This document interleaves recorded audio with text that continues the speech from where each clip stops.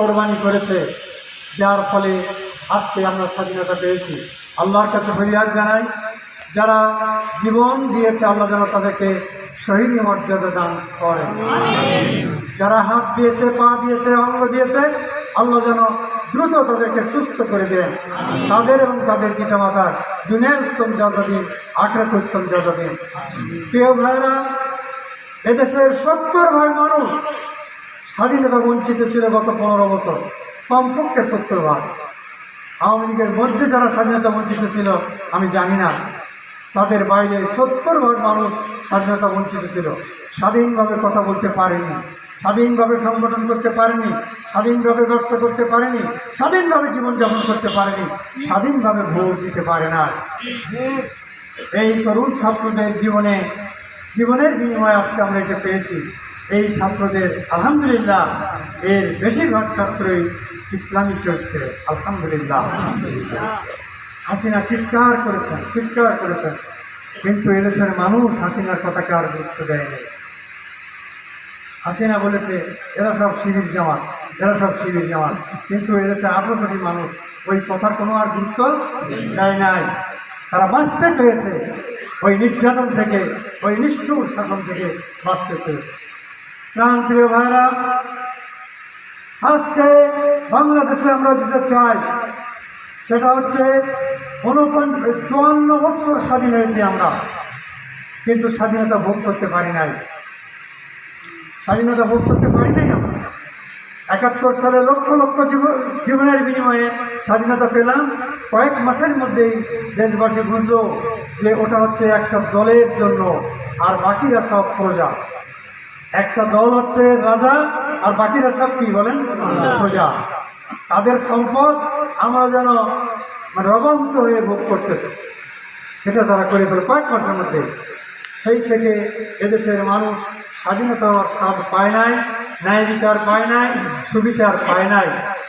আমাদেরকে বলা হলো কি যে 100% পাস করেছে, স্যারদেরকে বলা হলো 100% পাস করেছে। আমার ভাইয়েরা, সাধারণ মানুষ মনে করছে যে খুবই ভালো, একদম মিথ্যা কথা, জঘন্য অন্যায়। 100% পাস করার নির্দেশ করছে এই পলিটি ভবনে একজনকেও 100% পাস করে দাও, যাতে আওয়ামী লীগের প্রত্যেকটা কর্মী যারা 10 পাওয়ার যোগ্য নয় তারাও যেন চাকরি পায়। চাকরি কাদের দেবো সেটা আমরা ঠিক করে দিই, সার্টিফিকেট দরকার। অতএব তোমরা কী করো, মাস্টাররা 100% পাস করে দাও। করেনি এই কাজ করে, এখন জঘন্য কাজ করে শিক্ষাকে ধ্বংস করে দিয়েছে। সম্মানিত ভাইরা, জামাত ইসলামী চায় একটি সুবিচারপূর্ণ সমাজ কায়েম করতে। জামাত ইসলামী চায় হিন্দু, মুসলমান, বৌদ্ধ, খ্রিস্টান, নারী, পুরুষ, দল মত নির্বিশেষে আওয়ামী লীগ, বিএনপি, জামাত সকলেই যেন এই 10টি অধিকার ভোগ করতে পারে। সম্মানিত ভাইরা, আমরা এই চেষ্টা এই জন্যই করি যে আমরা আল্লাহর সন্তুষ্টি চাই, আমরা আখিরাতে নাজাত চাই। সম্মানিত ভাইরা, জামাত ইসলামী বাংলাদেশ আজকে বর্তমান যে সরকার আছে, এই সরকার তো জোর করে এসে বসে নেই, ক্ষমতায় বসছে। যারা আন্দোলন করেছে তারা তাদেরকে হাতে পায়ে ধরে টেনে এনে বসেছে। হ্যাঁ, 2-4 জন, হয়তো 22 জনের মধ্যে 2-4 জন খারাপ লোকও থাকতে পারে, আমরা জানি না ওটা, কিন্তু আমরা জানি যে এই সরকারকে এনেছে দেশের জনগণ।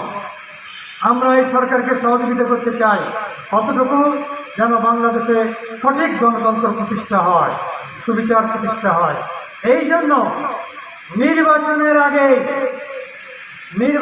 আগেই ন্যায় বিচার প্রতিষ্ঠার জন্য দল মত নির্বিশেষে সকলেই ঐক্যবদ্ধ হয়ে একটি সংস্কার সাধন করতে চায় জামাত। তাই এই যে জনাব ইউনূস সাহেবের সরকার, তারা একটা কমিশন গঠন করেছে এই সংস্কার করার জন্য। আমরা এটাকে এই অর্থে সাপোর্ট করছি যে যেগুলো মানুষের জন্য উপকার হবে আমরা তার সাপোর্ট করব। কারণ আমরা নির্বাচন দেখেছি, 54 সালে অনেক নির্বাচন, 54 বছরে অনেক নির্বাচন হয়েছে। 91 সাল, 1 সাল ফেয়ার নির্বাচন হয়েছে, অন্যগুলো ফেয়ার হয় না। 91, 1 সালে তো ফেয়ার হয়েছে, কিন্তু ফেয়ার নির্বাচন হলেও যারা ক্ষমতায় গিয়েছে তারা দেশের মানুষের কল্যাণ করতে পারে নাই। পারে নাই কেন?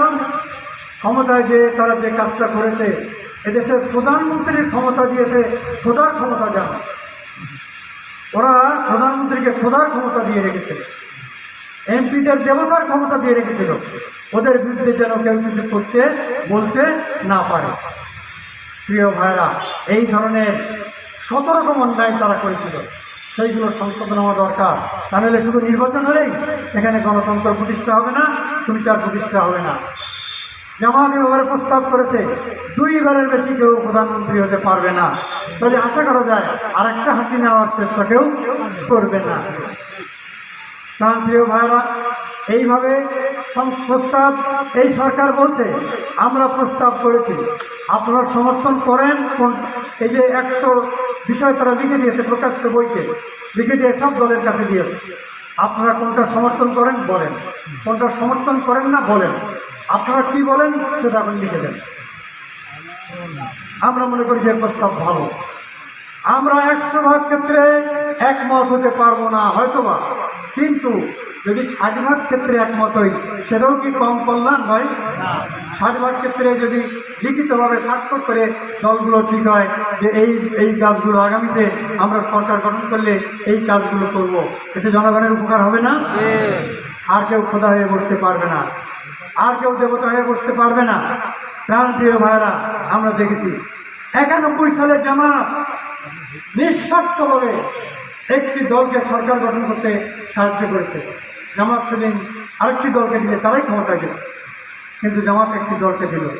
সেখানে এই সিদ্ধান্ত ছিল যারাই ক্ষমতায় যাবে, দল সরকার গঠন করবে, তারা কেন্দ্র থেকে সংবিধানের অন্তর্ভুক্ত